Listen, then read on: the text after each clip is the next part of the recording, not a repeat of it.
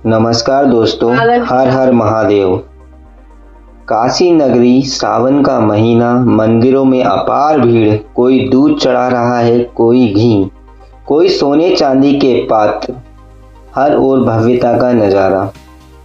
लेकिन देखो, भीड़ के बीच एक गरीब आदमी, फटे पुराने कपड़े, पसीने से भीगा शरीर और हाथ में बस एक मिट्टी का लोटा। दोस्तों, भगवान शंकर के ऊपर जल चढ़ाने आया था। वहाँ कुछ अमीर सेठ लोग बैठे हुए थे।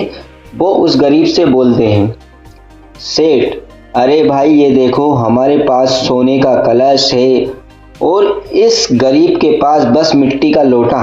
क्या भोलेनाथ को इससे प्रसन्न कर पाएगा? क्या भोलेनाथ को इससे वो प्रसन्न कर पाएगा? दूसरा व्यापारी बोला, भोले बाबा हैं अमीरों के देवता, इन्हें तो दूध घी चाहिए, ये साधारण जल है। इसका साधारण जल भोलेनाथ को नहीं चाहिए। गरीब भक्त शांत मुस्कान के साथ, भाइयों, मुझे इतना ही सामर्थ्य मिला है, लेकिन मानो या ना मानो, इस लोटे में जल ही नहीं, मेरी आत्मा का प्यार और विश्वास भी है। वह धीरे धीरे शिवलिंग पर जल चढ़ाता रहा और भगवान को प्रणाम करता रहा। उसकी पत्नी आंखों में आंसू लिए, सुनो, हमारे पास खाने को अनाज नहीं है, बच्चे भूखे हैं, फिर भी तुम रोज गंगा से जल लाकर चढ़ाने चले जाते हो। गरीब भक्त बोला, अरे देवी, यही तो मेरा सहारा है। रोटी पानी का इंतजाम मैं भगवान पर छोड़ता हूँ, मेरे लिए तो भोलेनाथ ही सब कुछ है। और लोगों, दोस्तों, हम सब के लिए भी भोलेनाथ ही सब कुछ है। अगर मैं उन्हें भूल जाऊं तो मेरे जीवन का क्या अर्थ बचेगा? भगवान शिव गूंजती हुई आवाज में, पुजारी, कल जो गरीब भक्त आया था उसका एक लोटा जल मेरे लिए सबसे बड़ा भोग था। भगवान शंकर ने पुजारी के सपने में आके ये शब्द बोले, मुझे सोने चांदी के पात्र नहीं चाहिए, मैं भाव का भूखा हूँ, वस्त्रों और वस्तुओं का नहीं। उस भक्त की सच्ची श्रद्धा मेरे लिए अमृत के समान है। भगवान भोलेनाथ ने पुजारी को इतने कहकर अंतर ध्यान हो गए। पुजारी घबरा कर उठ जाता और कांपते हुए, पुजारी, हे महादेव, ये कैसा अद्भुत संदेश है।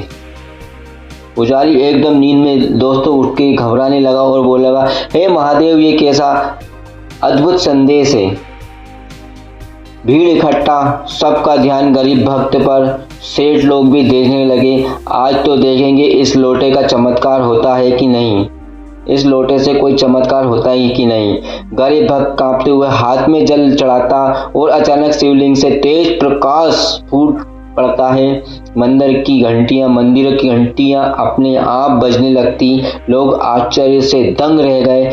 भीड़ एक स्वर में बोलती है, हर हर महादेव, हर हर महादेव के नारे गूंजने लगते हैं। दोस्तों, पुजारी, सुनो नगरवासियों, यह है भगवान की लीला। भोलेनाथ को सोना चांदी नहीं चाहिए, उन्हें तो बस भक्ति चाहिए, और इस गरीब का एक लोटा जल ही उनके लिए अमृत बन गया।